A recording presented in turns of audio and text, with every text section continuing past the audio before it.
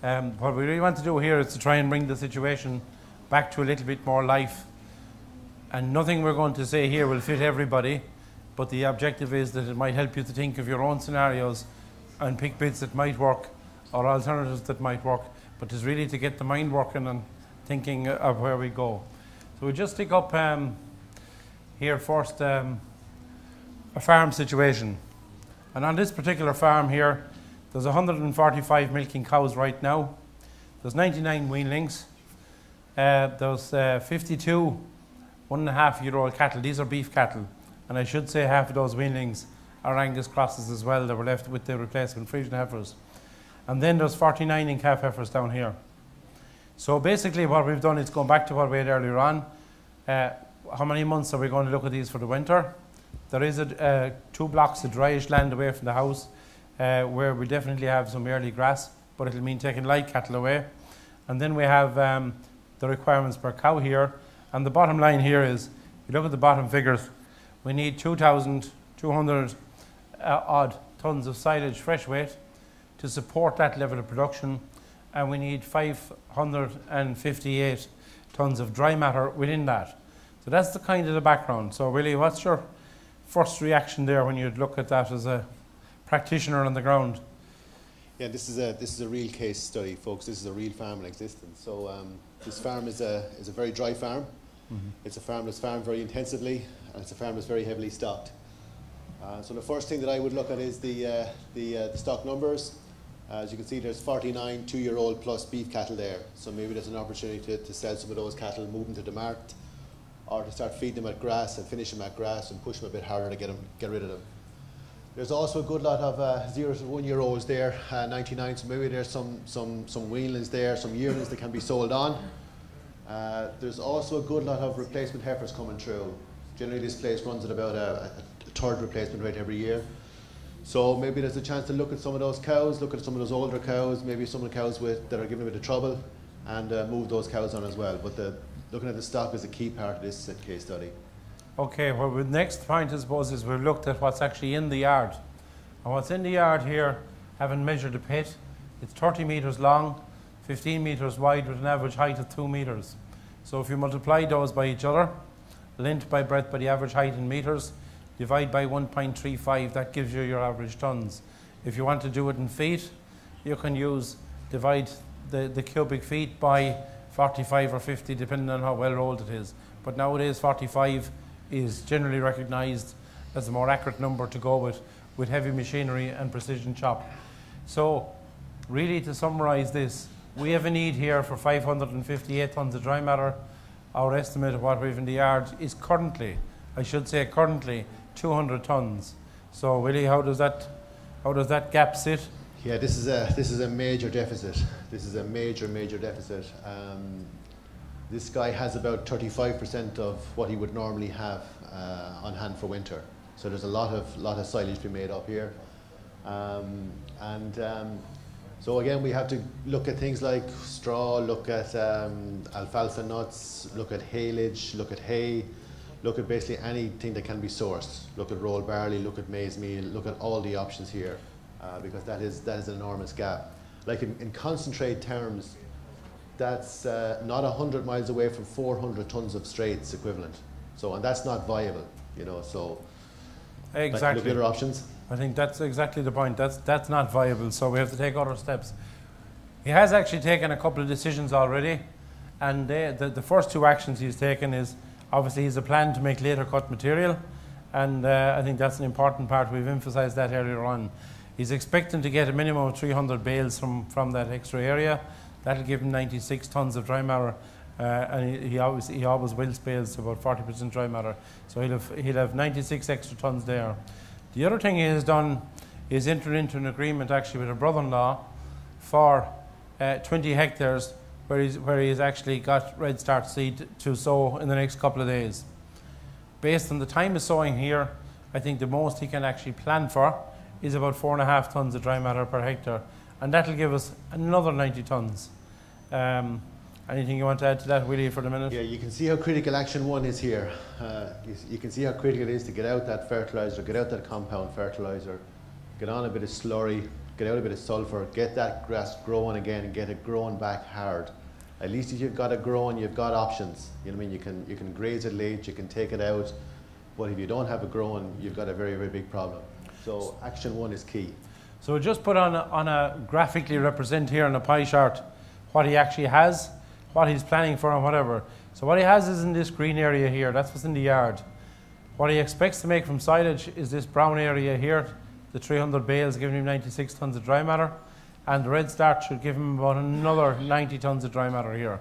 But we still really have a deficit on that basis, having done those two pieces, of 167 tonnes. So look, you're looking at yeah, that deficit is much improved, but it's still big.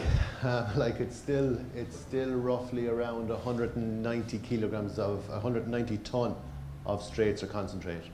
So again, we have to get back in, and we just have to look at stock numbers here to pull down that requirement further.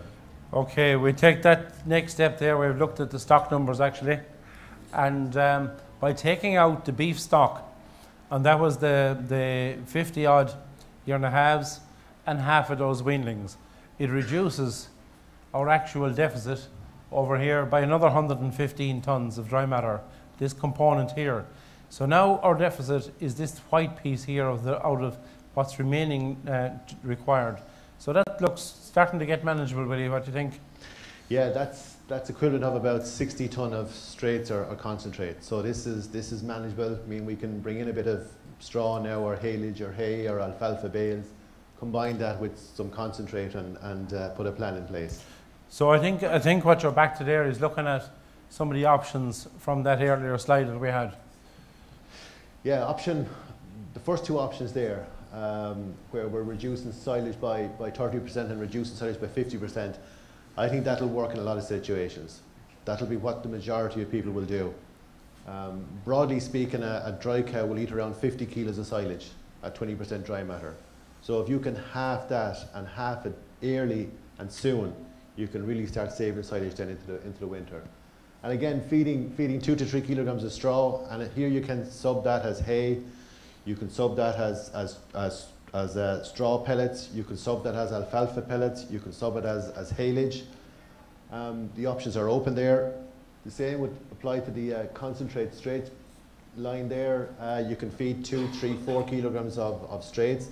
That might be a few kilos of rolled barley, might be a few kilos of maize gluten, might be a few kilos of soya hulls. I'd suggest that you avoid beet pulp and citrus pulp for dry cows, because the beet pulp can induce milk fever, and the citrus pulp is very low in protein and very low in phosphorus. Palm kernel is an option for dry cows as well, but you're looking at probably 2 kilos max in that scenario. You can also look at feeding some wean and build. I mean, a lot of guys might just have room for 2 concentrates, a dairy concentrate and a weanling grower concentrate. You could feed 2, 3, 4 kilograms of wean and build in this situation, top it up with dry cow minerals. You could also feed a pre-carb or not. So the options now are much open than what they were before. I'm just going to go back a small bit here to where we had the red start, because in David's presentation he just mentioned, we might say, you know, some of the practical side here. Based on the tonnage that's available here, you know, if you want to think of it as what groups of cattle now I can put here, because the proximity to base is important. An acre of this crop, based on that kind of yield, would do 50 weanlings for a week, giving them 2/3 of what they need. Or it would do 100 dry cows for 2 days. You know, so if you want to get some kind of figures around it and see how you shape it. So if you start looking at the cow piece, you can see why the proximity piece becomes very important. You know, how can you handle that and move them around or whatever.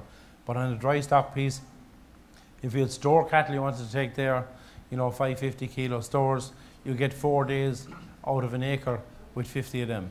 You know, so just to give you some kind of good numbers on that as such. So we'll go on to another case, which is probably, this is a specific situation as well, but very much a typical average dairy farmer in the Glanbia kind of catchment. 90 cows, 25 in calf heifers, 25 yearling heifers, and a bull. Does the same thing every year, keeps the system as simple as possible, spring calving. Not used to feeding anything now at the barrier other than para, silage, whatever.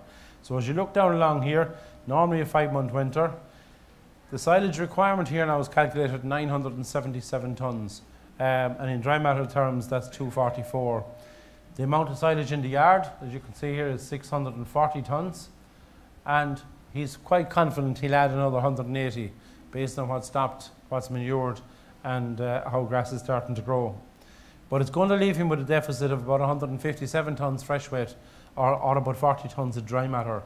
Now, I suppose he's emphasising, I have no way of mixing straw, I'm not getting into that mechanisation piece, the place isn't set up for it or whatever.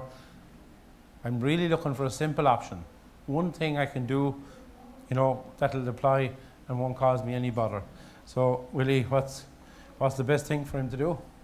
Yeah, you can see how important the late cut of silage is. And at least we've reduced the deficit to 40 tonnes of dry matter, which is roughly a little along with 45 tonnes of straights or concentrates. Looking for a simple option.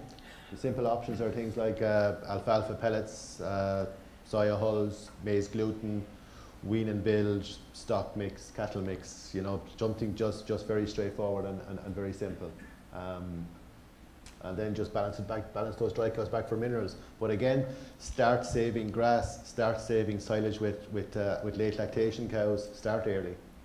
Okay, we'll come back now in a minute to what we actually, you know, put on paper for each of those.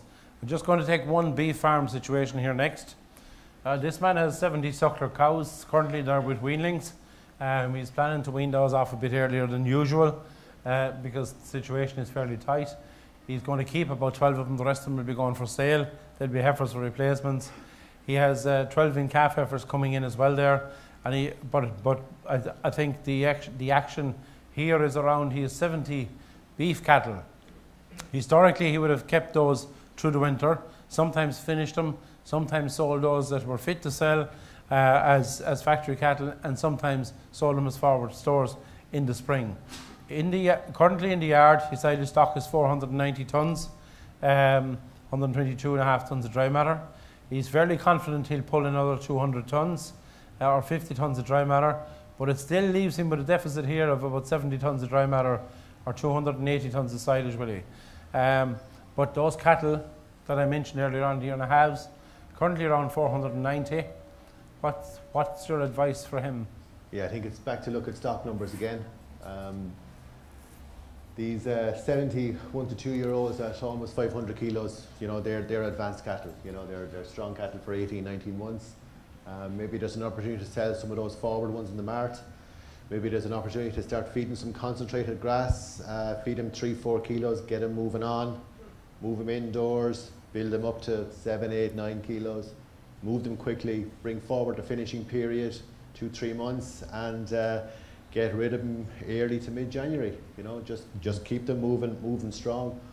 Also look at the suckler cows and the replacements. There's a good lot of replacements coming through there. Maybe there's a chance to move some older, troublesome suckler cows and reduce your number of cows, but while still maintaining the basal suckler number at 70. Okay, so what we really come to in those situations here is this is our first man here, and really the kernel of the issue in terms of the most saving, apart from the measures taken with making more silage, putting in the red start, reducing the beef numbers. In addition, for the main dairy herd, we're looking at, in the dry period, putting in 3 kgs of a straw pellet with 3.5 or 3 kgs of gluten, or that kind of material. It could well be PK, palm kernel leader. I think the important piece here is the silage that has been made for first cut is exceptional quality. Now, normally if you dried off dry cows in reasonable condition, 68 DMD silage would keep them in that condition right through to calving. Anything over 70 will put on flesh. So there is opportunity for a bit of dilution, and putting the bit of gluten or palm kernel with it would actually balance it off. For the calf heifers then, the thinking is put in 1.5 kilos of each of those to stretch theirs. And in the weanlings, just increasing the concentrate by 1 kilo or putting in 1 kilo of a straight with it will actually bring us to save 61 tonnes of dry matter versus the target we started out with of actually 58. And together with the other actions he has taken, this actually brings, if you like, dealing with all his deficit to before calving time, just to the end of dry cows. So it makes the spring part a little bit easier to manage. On the second case then, which is looking for the straight option, sorry, there are other options there, and Willie has touched on most of those. But the second one then is actually using a good quality alfalfa pellet like the one outside. The important thing in this scenario is there's not enough of feed space to feed concentrate type material. So the main thing is, if he's using something like alfalfa, it doesn't particularly matter which cow eats the alfalfa and which one eats the silage. The main thing is we stretch the whole package. And putting in 4 kgs a day here in the dry cow period and 2 kgs on the silage post-calving will actually fill his gap fully. You know, so very straightforward, very simple measure, albeit obviously a cost he might normally have, but it will get him into a good place and have him back on track for the year ahead. In the case then of the beef one, we went with feeding the 3 to 4 kgs now in one feed. It's about 3.5, and that should have those cattle performing in a way they'll be doing over a kilo a day now, well over a kilo a day. That we expect those to be 590 at the end of October. At that point, they're going to be housed and moved on to 7-8 kgs and pushed really out for the January market to try and get them away as finished cattle. Now, that will save us 70 kgs of, 70 tons of silage dry matter there, which was our original target. Now, part of the decision here is driven by the fact these cattle would normally be sold next year. So from a tax point of view and whatever, he kind of needs to pull them into the next year regardless. So he doesn't want to particularly sell them before Christmas. So that's part of the driver. And in many cases, that drives a lot of the decisions, you know, as well. So sometimes we'll meet, because of cash guys will say, well, you know what, I'll take out some of them now and I'll use them to fund feeding the others or whatever, but I need the main bunch going out to fit with normal tax planning and practices or whatever. So that's really about it from our side.